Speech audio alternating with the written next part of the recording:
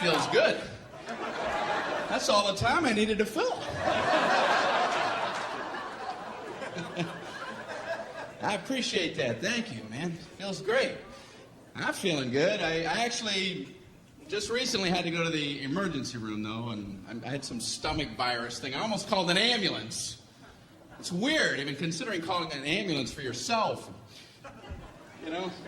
You call ambulances for other people, right? What are you supposed to say about yourself? Can you come get me? Yeah, I don't feel so good. Just come on in, I'll be lying on the floor.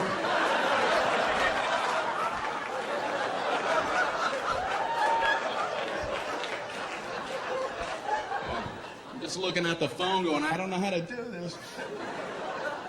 I don't know what to do. It was at night, so I drove myself to the emergency room. That's a nice, relaxing drive. No, after you. Merge, everybody merge. I'm only imploding.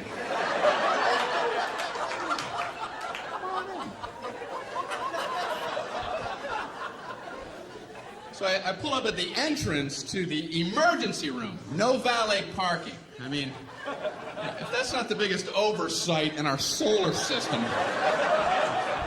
If there's ever a time when you want to go, can you park this because I need to collapse immediately?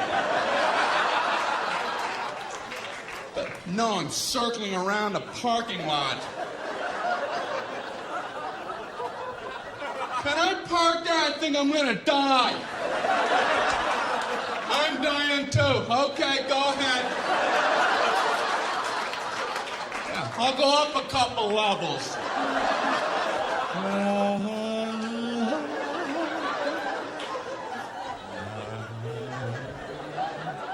Unbelievable. I don't care if you're driving yourself or someone else to the emergency room. You still want to get out and run in with them. Are you supposed to drop somebody off and go park a car? Okay, you go in. Tell him you're shot.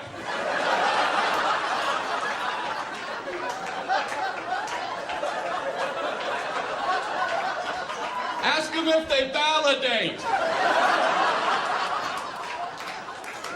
Unbelievable. So I finally park, you know. I go in to check in. They ask the most insulting question when you check into a hospital. What seems to be the problem? What seems? Well, it seems. It seems like everything on my inside wants to be on my outside. But I'm no doctor. What kind of condescending question? So they check me into my luxurious half room. There's a curtain down the middle with a mystery patient on the other side. And he's moaning over there. Thinking, man, they're never going to help me with him moaning like that. So I got to out-moan him, you know.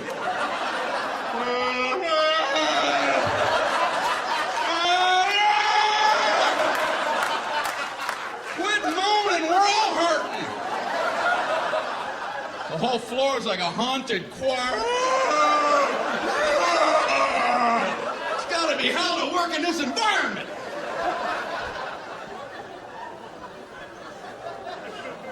So I'm killing time writhing. Nurse finally comes in. How are you doing tonight? I'm on a gurney. You have a painkiller or something? This is killing me. So she goes, how would you describe your pain? It's killing me. I don't know if you remember that part. Ouch. What, are we playing that pyramid game? Excruciating. horrific. Would rather have shards of glass in my eyes. How do I convey this to you? So she asks, how would you rate your pain? 4 stars. 2 enthusiastic thumbs up. She goes, how would you rate it on a scale of 1 to 10, with 10 being the worst? Well, you know, saying a low number isn't going to help you. Oh, I'm a 2. Maybe the high 1s. And you could give me a baby aspirin and cut it in half. Maybe a Flintstone vitamin and I'll be out of your hair. You can go 10 to all the 3s and 4s and such. If anyone's saying such ridiculous numbers. I couldn't bring myself to say 10, though, because I had heard the worst pain a human can endure is getting the femur bone cracked in half. And I don't know if that's true, but I thought if it is, they have exclusive rights to 10. And now I'm thinking, what was I worried about? Is there like a femur ward at the hospital? They would have heard about me and hobble into my room. Who the hell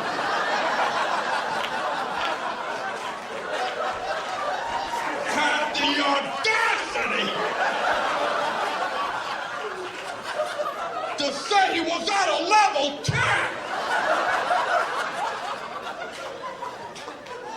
You know nothing about 10. Give me a sledgehammer. Let me show you what 10 is all about, Mr. Tommy A. No! No! No! How can I possibly say 10? I can't. So I thought I'll say 9. And then I thought, no, childbirth. I better not try to compete with that. And then I'm thinking, you know, it must be hell giving childbirth when your femur bone's cracked.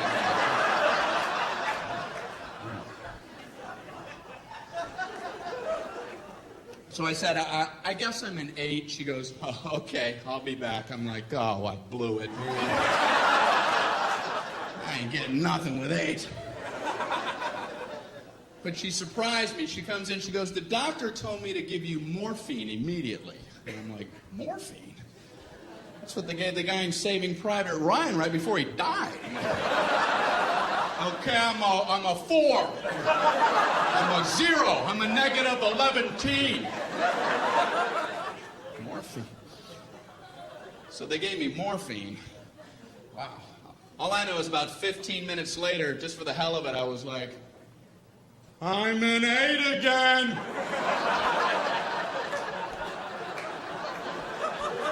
Guess who's an 8?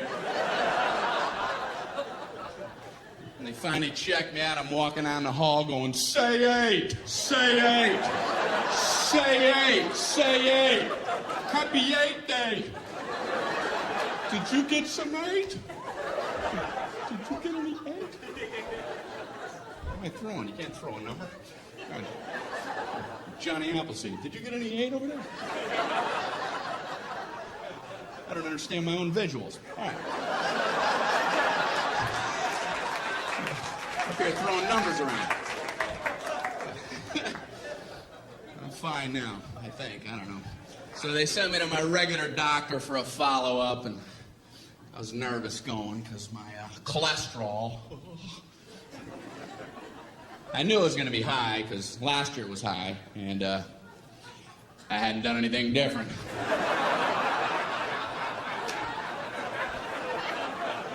What are the odds your cholesterol is going to plummet for no reason? Come on, 200, come on!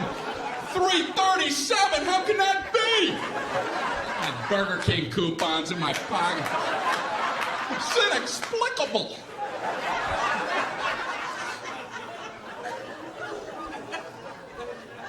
So I was nervous. And I realized that's the only time as an adult that I feel like a little kid. Is when I go to the doctor. You didn't do what I told you, did you? No, I didn't. What should you have done? I should have listened when you were talking to me.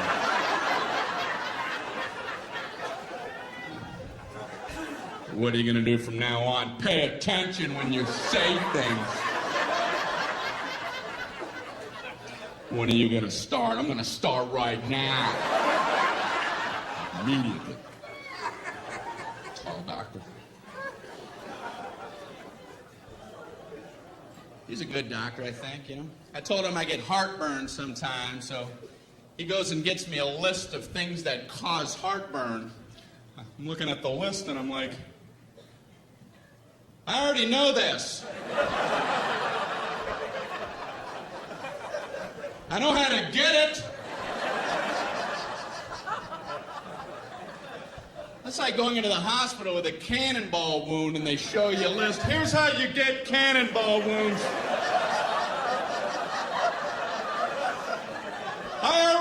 I have a cannonball wound.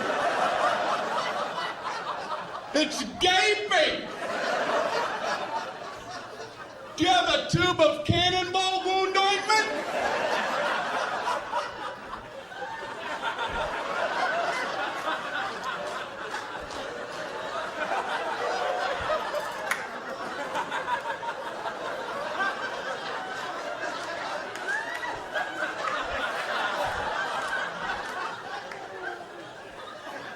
Number one, do not stand directly in front of a cannon. How true that is.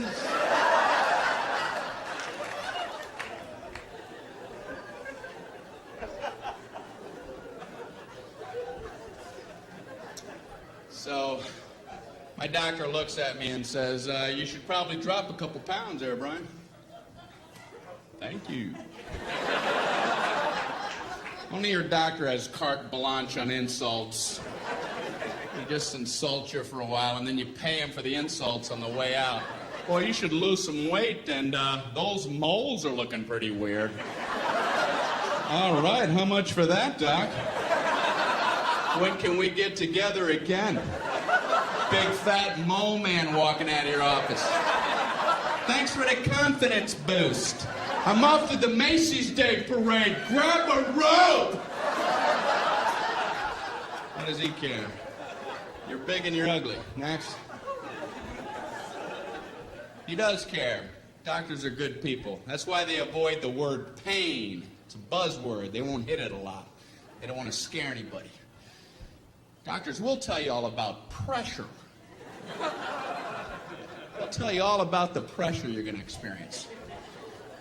If a doctor tells you you're about to feel some pressure, buckle up. In a moment, you're going to feel a little bit of pressure. Pressure hurt like hell! Pressure. All pain involves pressure. That's one of the definitions of pain. You could be swinging a 2x4 at your head. In a moment, you're going to feel a little bit of pressure.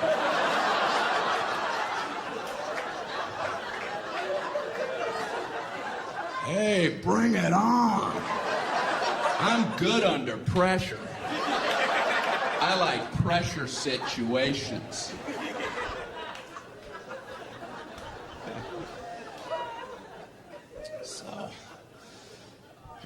So my doctor, he told me to watch what I'm eating, told me to read food labels. I'm in the store reading the Fig Newtons label. I've always liked Fig Newtons. I'm trying to see if it's okay to eat them, and everything looked fine, the fat content, everything. I looked at the serving size, 2 cookies. Who the hell eats 2 cookies? I ate Fig Newtons by the sleeve. 2 sleeves is a serving size. I open them both and eat them like a tree chipper. Fig Newton shavings coming off the side.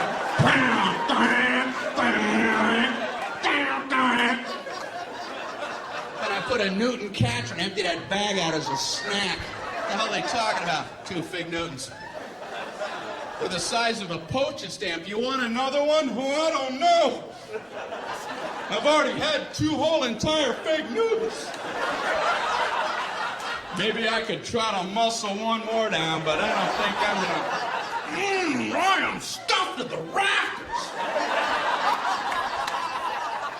They're nuts. We got an ER here. We got a 3 Fig Newton eater. How many did he have? What is he, nuts? Doesn't he read?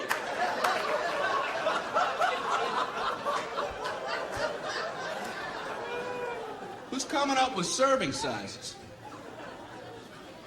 A serving size of ice cream is a half a cup. What is that? Is that like a joke some guy put on there? Hey, come here. Look what I put for the serving size.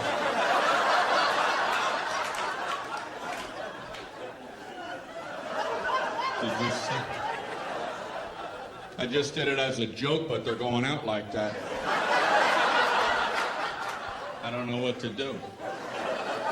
Just let it go. I guess there's nothing you can do now.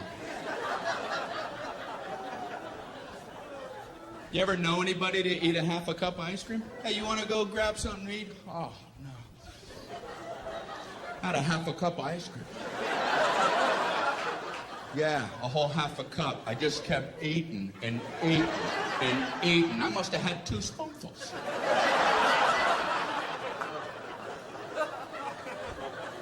I think a serving size of ice cream is when you hear the spoon hit the bottom of the container. Clank, when you can't do this anymore. I even ripped the side. I'm not sure what they're talking about for the half a cup of ice cream. I have to lay off dairy, though. That's what my doctor threw in as I was leaving his office. Oh, and lay off dairy. I'm like, what the hell? What kind of blanket sweep is that? And no more happiness.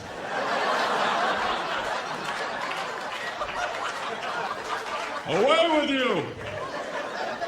What does he care? I'm trying to lay off dairy. I'm in the supermarket with my little cart, and I'm trying to avoid the dairy aisle. I can see they'll have party hats on over there.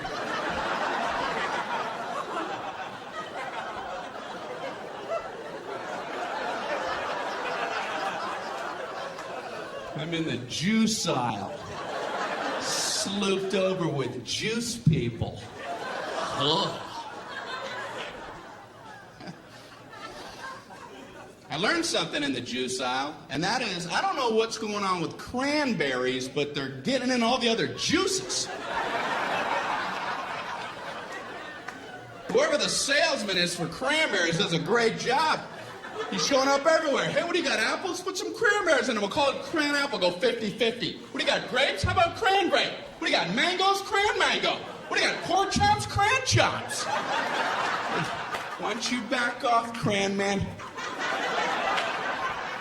Why don't you take your sales trophy and have a vacation?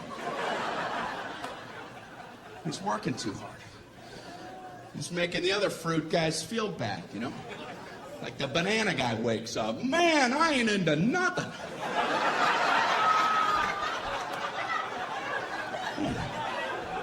Cram man's all coupled up.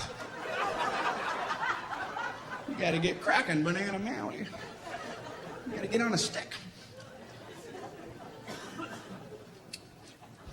My doctor also told me to, eat more fruit. So I had some Pop-Tarts this morning. Nice thin layer in there. You ever look at a Pop-Tarts box? They have directions on there. Can there be a simpler food item than Pop-Tarts? Like if the directions weren't on there, would somebody, what the? How do I get that goodness in me?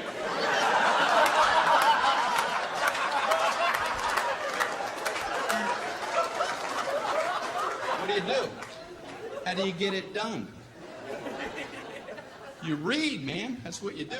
They have 2 sets of directions. In case you don't understand one set, you abandon that whole track and get on something a little easier for yourself. They have a set of toaster directions, which, believe it or not, is more than one step. How could there possibly be more than one step? I can only think of one. Step one, toast the Pop-Tarts. Go ahead, toast them. Hey, are you still reading this?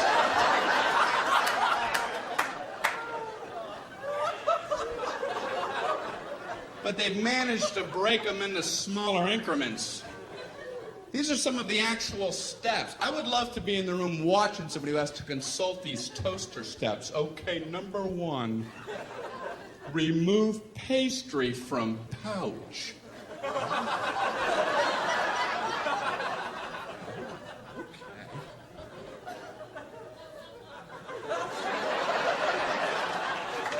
I see where they're going with this.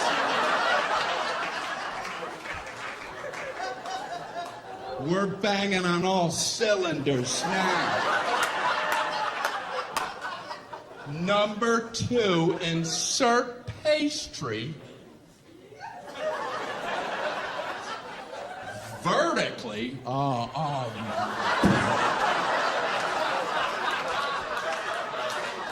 They're reading toaster directions. You're going to throw the vertical concept at them?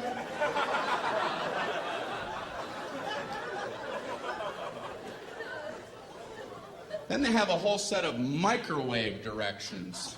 That just blew me away that you could actually microwave a Pop-Tart. I mean, how long does it take to toast a Pop-Tart?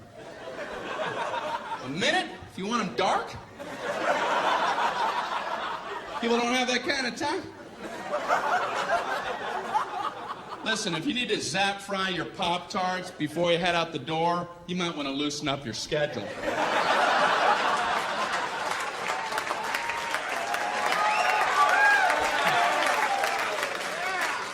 And I swear it says microwave on high for 3 seconds.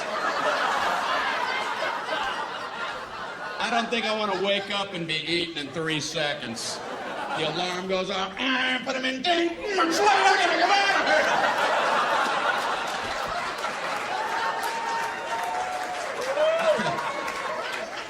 here. If you're waking, eating, and hauling in 3 seconds, you're booking yourself too tight. Pick up some Montana brochures or something. You're not living properly. We just moved. I called UPS to ask them to help out with some boxes. And, now, they're a good service, but you have to have information ready about your boxes before you even call them. I had no idea. I called them up. Yeah, I have 10 boxes. If you come pick them up. We need to know the weight and the girth. Okay, goodbye.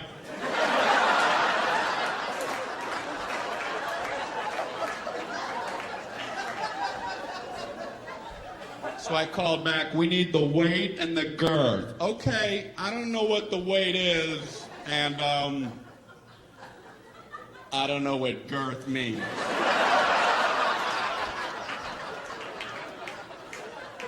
So now what's the procedure?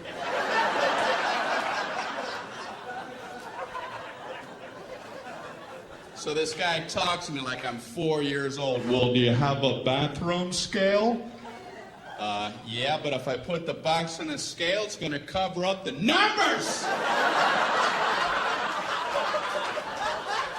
What do I take them off really quick? Zero, I'm not fast enough. What's he talking about? So then he gives me like his Mr. Wizard formula. How about if you stand on the scale and weigh yourself, get off the scale, pick up the box, get back on, weigh you and the box together and subtract your own weight. I'm going, slow down! Hold on, Professor!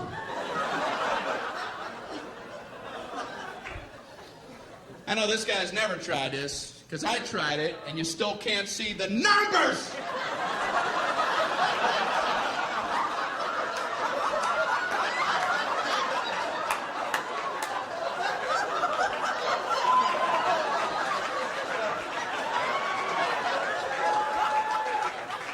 What am I, Mr. Olympia?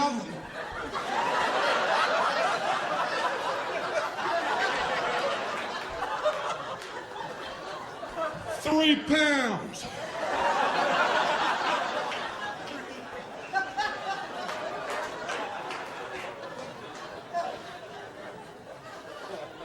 Then I had to hang up in the middle of his girth formula. He kept assuring me it was easy. You know, the girth is very simple to figure out. You take the length and you double that by the smaller of the height after you triangulate the hypotenuse from the third side. Okay, I gotta go. I'm getting another call. Yeah, I'm too stupid to talk to you. I just want to not be on with you any longer. So this is true. I figured I would call back and just make up some numbers, you know. Let them come out and pick them up. If it's wrong, I'll pay the difference. Just dispatch the truck. Please. So I called back. Yeah, I have 10 boxes and... No, I'm another guy.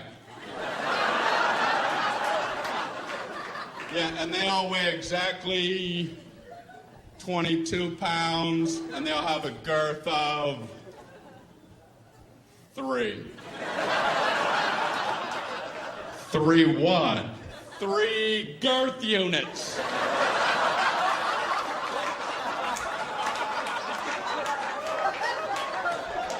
Come pick them up, please.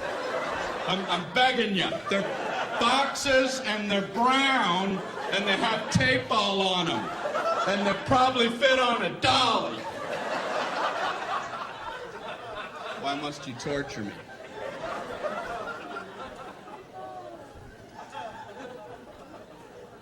We needed a refrigerator for our new place, and I've never bought a refrigerator in my whole life. I went into the appliance store. There's like 900 of them lined up. There's a salesman there.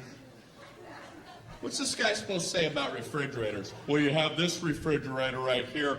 This keeps all your food cold for 600.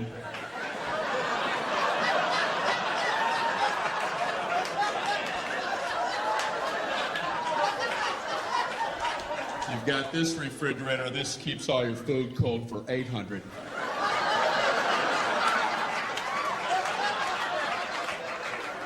Check this out. 1,400 keeps all your food cold.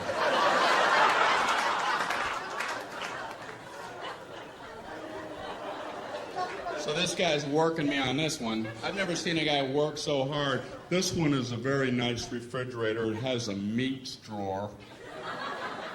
And what you do with that,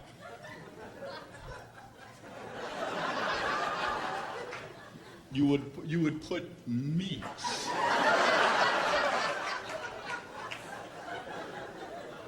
Whatever varieties that you would choose, these would be your meats.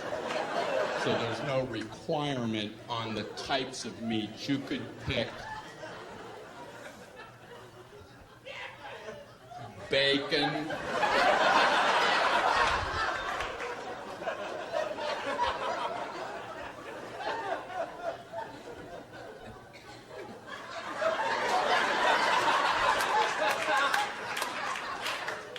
marbled meats. There's an endless selection. Endless. And this one also has a crisper for crispy things. Potato chips.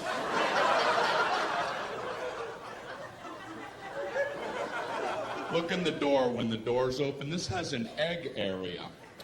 And that's a very nice thing. It's an area for eggs. You put them all in the egg area. You come home and you go, hey, where are the eggs? Right in the egg area.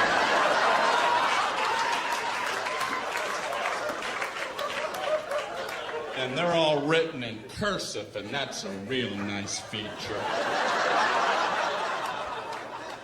It is. That is a nice touch.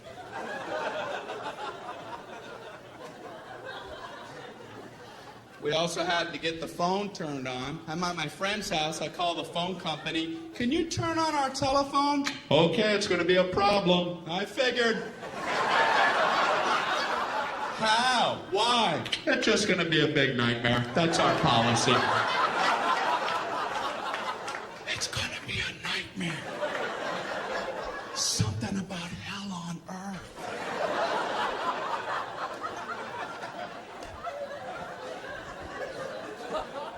It's different than I thought. I didn't know how it worked, so I asked him, how does that work? Do we have to wait in our home for a few days for the phone people to come out?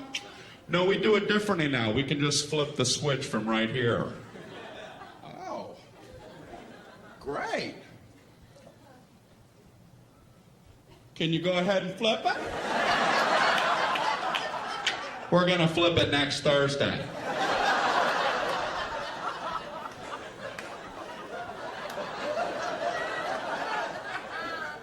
Can you flip it right now? We're going to flip it Thursday, late, or Friday, or sometime in November. Can you see it from where you're at? Can I come down and flip it? What do I know? I guess there's only one flip switcher and he has a lot to get to.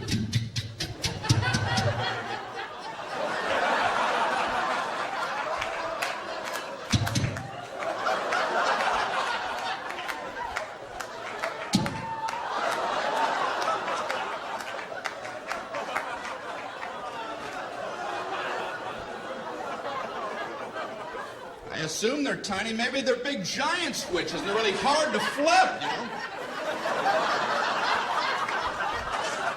Man, he's never gonna get to my house. I want to go down there and cheer him on. Go, switch flipper, go! Flip them switches! Flip them good! Switch flipper! Get him riled.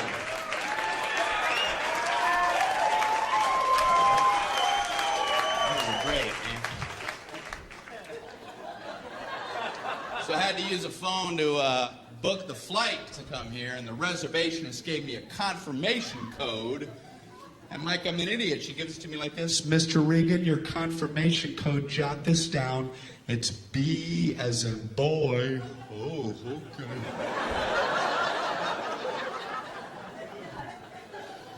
P as in Paul. Slow down.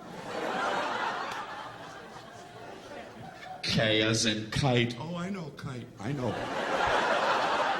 know all about kite. And Q as in quagmire. Give me another word. I want to fly so badly. I called back to confirm the flight. She wanted to know the confirmation code.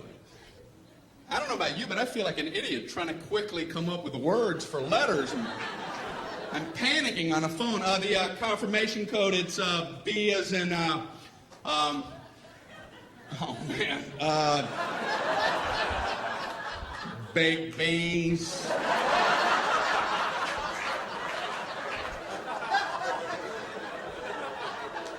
P as in pneumonia.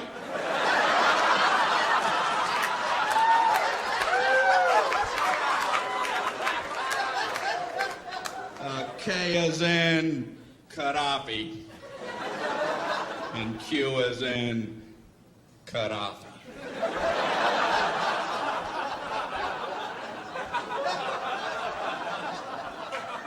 They only do that with letters. Nobody ever does that with numbers. My code, it's 4 as in 423.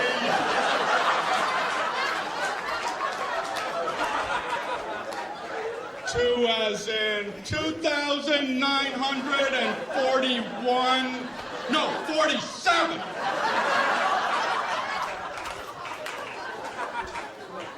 Pretty short code. Sometimes you'll get a confirmation code that includes zeros and O's. You write them the same way, they're completely different keys. They'll give you the number 1 and the letter I. You write those the same. They're different keys. A small L looks the same. They don't care you'll never be able to communicate this back clearly. I'd like to give a code to these people for their big vacation. Here's your confirmation code. You're going to need this for your vacation. Are you ready? Okay, it's 11I 100000I 1001I small L.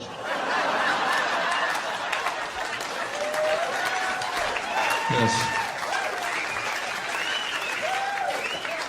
Bon voyage.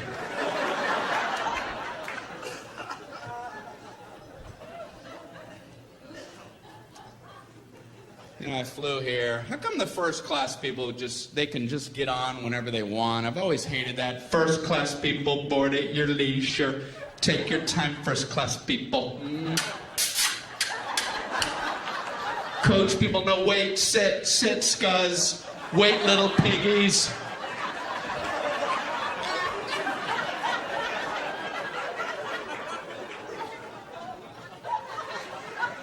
So when you do get on, the first class people, they're already sitting there.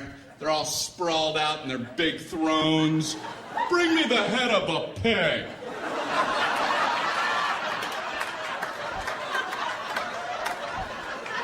And a goblet of something cool and refreshing.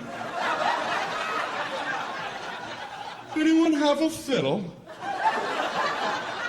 Make someone from Coach fiddle for me. Amuse me.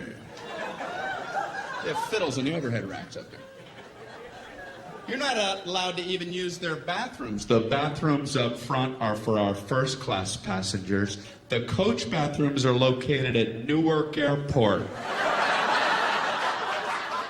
Concourse C. Concourse C, ladies and gentlemen. So when you do board, the first class people, they're sitting there. A lot of them are working as you're boarding. They have computers out and calculators. They're looking up at you like, hey, we're making money right now. Right now we're making money. Go, get in the back. Close that curtain. I don't want to see it. Even in my peripheral. Huh? Snap it. Snap it shut. What's the matter with us? They gotta cover us up with a tarp. And you go in the back, everybody has coloring books. Hey, come here, where was you? Where was you at? You're in the middle, and there's 9 of us, and you're in the middle, and we have all the armrests, so you gotta sit like this. You gotta figure out a way to eat your snack while your elbows are touching. You gotta learn how to twist your little plastic utensil.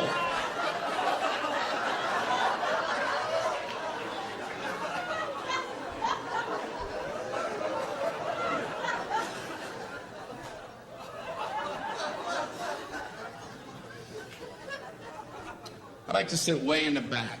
Way in the back. Except for one thing, all the good meals run out, you know.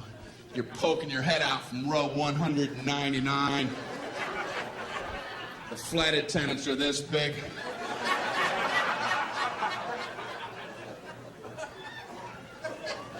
You can hear the good meals getting snagged. We have a turkey sandwich, a chicken quesadilla, and a cold fish head. I'm just...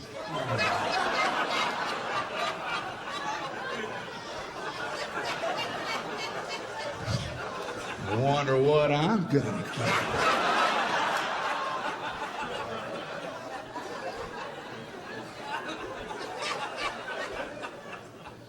So when they get to the back of the plane, they have to do that flight attendant psychology game and pretend like the good stuff never even existed.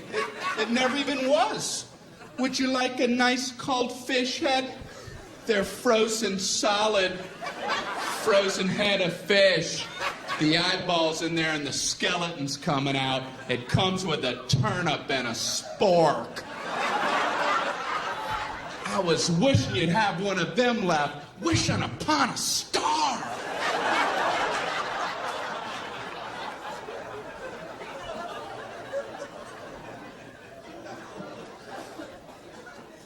But I admire flight attendants, man, I really do. They put up with a lot of garbage from people. Have you ever been sitting in your seat and you see somebody trying to fit something in the overhead rack that you know ain't going in there like in a million years? They have like a mattress and a lamp. You're looking at them like, what kind of perception problems does this guy have? And the flight attendants are always nice. They always run up and act like it might maybe fit. You know, oh, I don't know if that's going to get up there. We can check it for you, you moron. I know that's what they want to say. I would last about 8 seconds at that job. I'll just get up there. Does that look like it's going to fit? You have this much room, you have a dead yak. Are you okay? You don't see all these people jammed up waiting on you? You don't see any of that.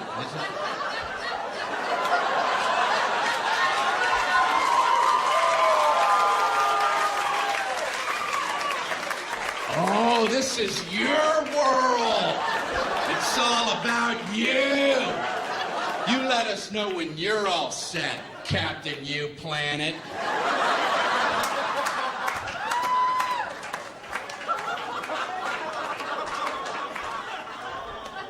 And I feel bad for the gate agents because they try to get the boarding process to run smoothly, but no one will listen to them. Don't blame them. They try, they get on the intercom. Ladies and gentlemen, we're about to begin boarding. If we could ask for your cooperation, would you all please remain seated until your row has been called? Everyone, please remain seated. Everyone, please back away from the gate. Please back away from the gate. Somehow, by the time that comes out the speakers, it must sound like, Everybody up and rush the door. everyone, Immediately try to squish your fat butt simultaneously in the small gate door area. Hurry. Push and shove, everyone. Push and shove. Do whatever you have to get on board. This is the last helicopter out of Vietnam.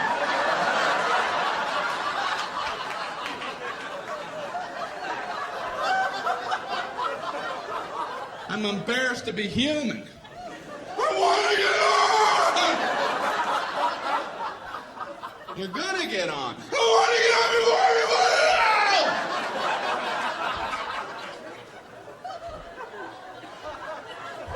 Why?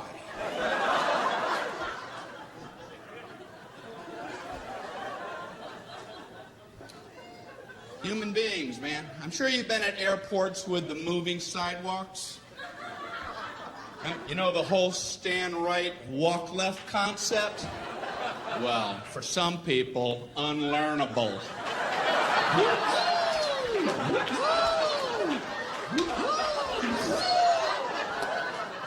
You ain't getting it in, no matter how much stimuli you offer.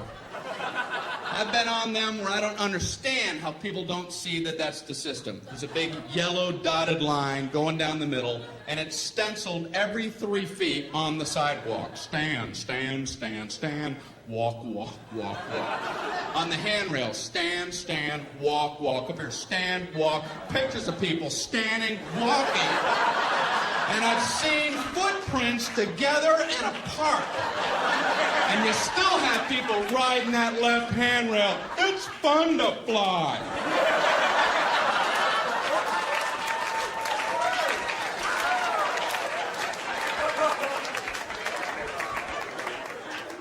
Watch them close, because they're the ones at the end of the moving sidewalk. Something changed. Something changed.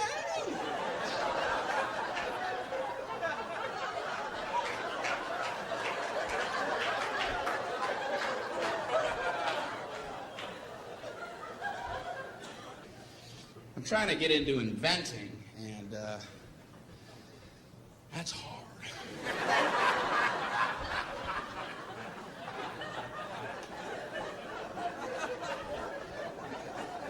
I know what I'm going to try to invent, you know. I don't know if I'm being overly ambitious, but I'm trying to invent an ironing board that when you open it, it doesn't sound like this.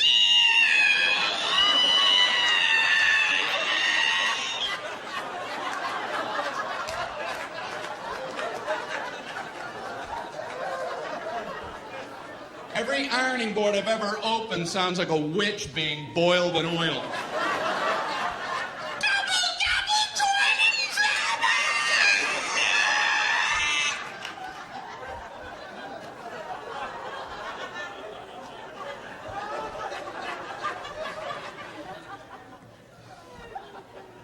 You ever just look at an ironing board?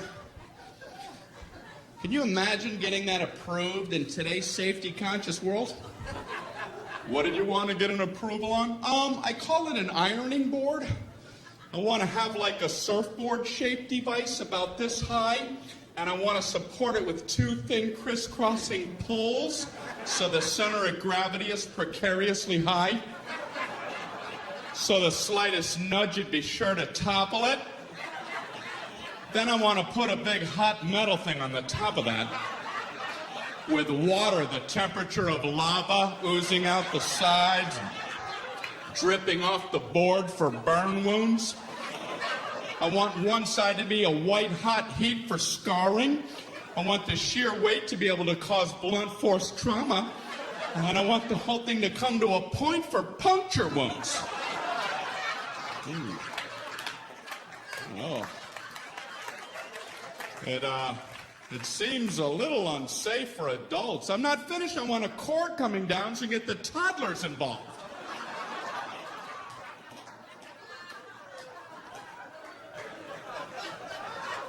Why are we allowed to have these? Inventions intrigue me. I was reading about the walkie-talkie, and I read it was a military invention. That surprised me, because usually military stuff has strong names, you know. Apache helicopter, Tomahawk missile. Walkie-talkie? How did that slip through the system? It's a general talking to some guy. What do you have there, soldier? Well, it's a new communication device. It's untethered, which will enable the troops to speak effectively when they're in the field. What's it called? Walkie-talkie. Look, I'm walking and I'm talking. Now you walk in talking, General. I'm walking talking. Are you walking talking?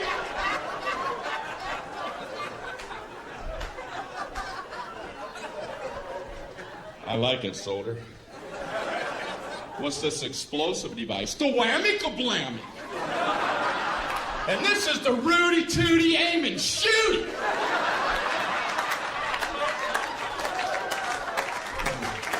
Walkie-talkie.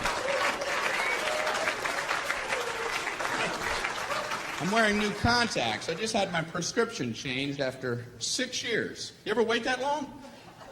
Then you get new lenses. You're like, man, I could have been seeing things. How can instantly improved vision not be at the top of your to-do list? I'll see tomorrow. I don't have time. I don't have time to see clearly. No, I don't. No, I can't do that. You see what's on my desk?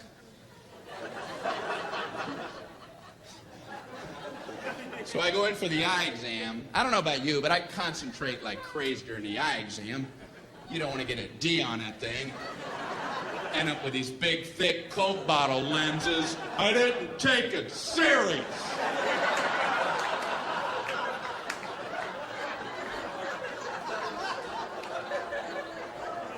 Are you still in here?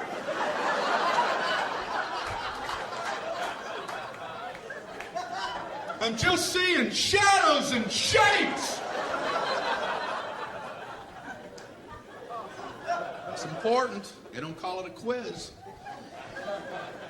So I go in there, I sit in that big chair. He slides that big giant thing on my face. Are these my glasses? What happened? happened to me? That'd be a hell of a pair of glasses. Do I like it better like this or like this? I like this one, but I want to see that one again. That one's pretty good, but let's go back to that one. Click, click, click, click, click, click, click. I hate that test because I can't commit.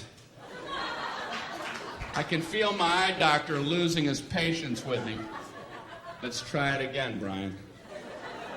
Which one do you like better, number 1 or number 2?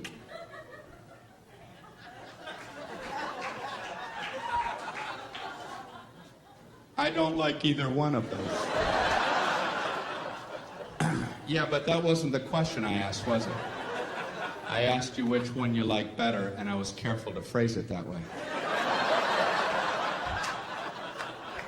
So why don't you keep that in mind while we try it yet again? Which one do you like better, number 1 or number 2?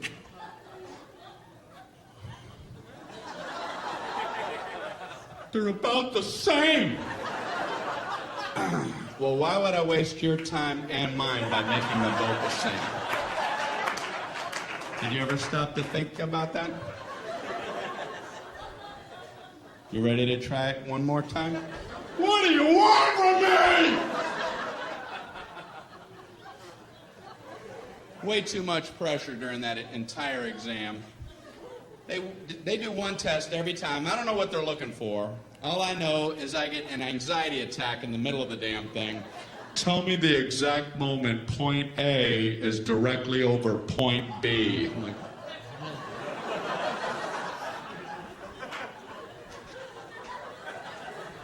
now! No, now! Now! Then! I don't know when it happened. I'm worried if I'm off by an eighth of a second, I'll get these big, giant Hubble coming attraction glasses. Oh, you must have messed up that A-B test. Did I ever? Grand opening. What are they helping me with? My ability to watch cars pass on the highway? They pass now! And they pass now! Man, how do you do it?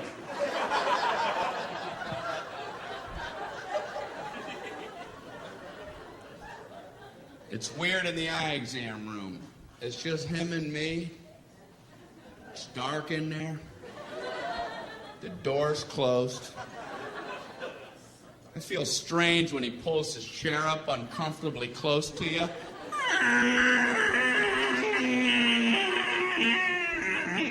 He's like this far from my face. He shines his goofy light into my eyes for about an eternity.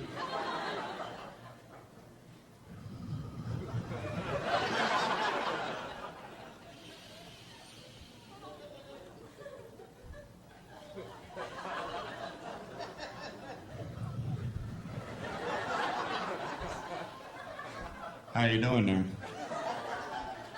I'm a little uncomfortable. Can you back up a tad? Are you looking at my soul?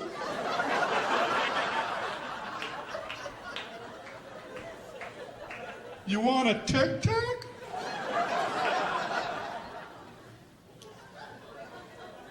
So he says, you know you have one eye set a little bit higher than your other eye? No. I did not. He goes, it doesn't affect your vision or anything. I just thought you might want to be self-conscious for the rest of your life.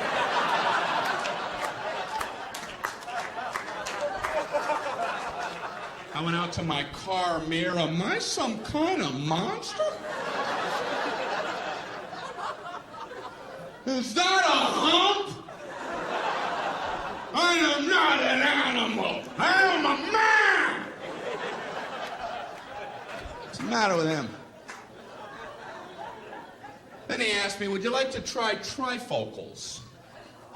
And I'm like, I must have been away a while because I have no idea what you're talking about. He says it's exactly what you would think. You can see at 3 different distances depending on where you look through your lens. You can see close, medium, or far away. And I'm like, I can't even imagine getting used to that.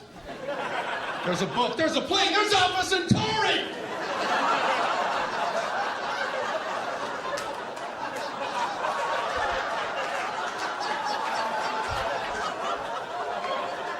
Do people need this kind of range?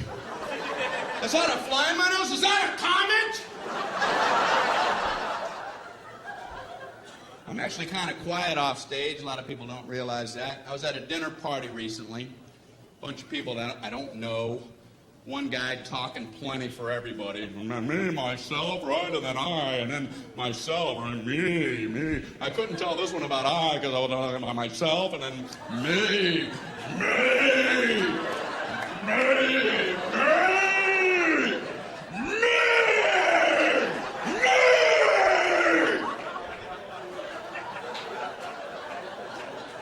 Beware the me monster. So I tried to jump in with a little story. I don't want to just sit there the whole night. Right when I'm done with my story, this guy goes, "That ain't nothing." Oh, well, didn't mean to waste everybody's time. Telling my nothing story. Here, let Marco Polo speak. He's back with tales of adventure. My story ain't nothing. Maybe it wasn't, because I made the mistake of trying to tell a story about having only 2 wisdom teeth pulled, and I learned a lesson. Don't ever try to tell a 2 wisdom tooth story, because you ain't going nowhere. The 4 wisdom teeth people are going to parachute in and cut you off at the pass. Halt! Halt with your 2 wisdom tooth tail.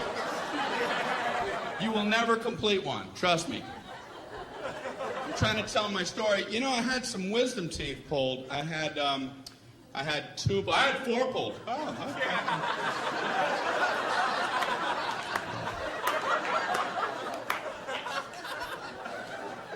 No 5, no 9. I had 9 wisdom teeth pulled. All of mine were impacted. They were all coming upside down. The roots are wrapped around my tongue, coming out my nose. They were tusks. I was a warthog. No anesthesia. They pulled them out with pliers. I was eating corn on the cob that afternoon.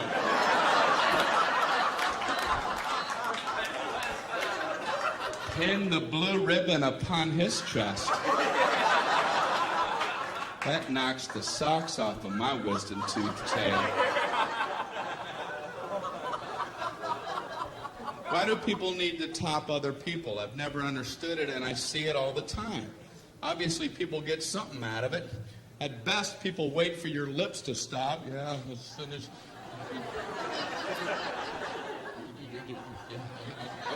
Okay, yeah, you, me!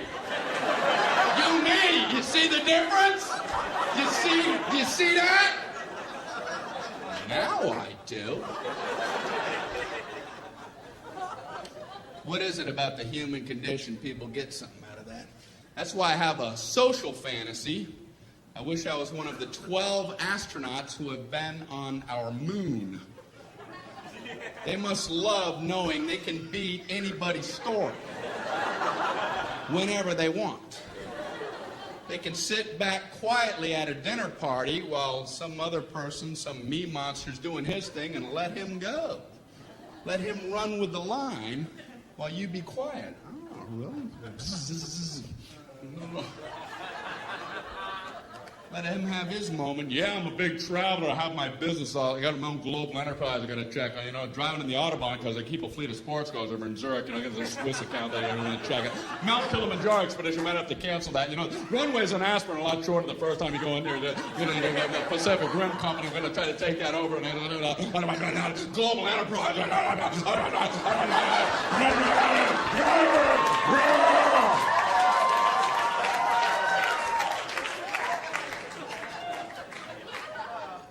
I walked on the moon.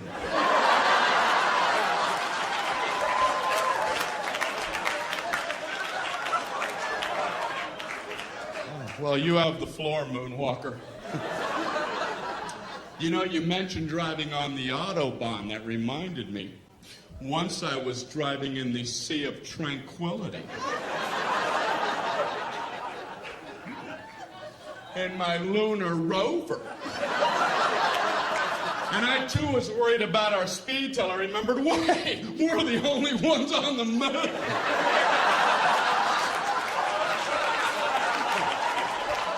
You guys are great. Thank you very much.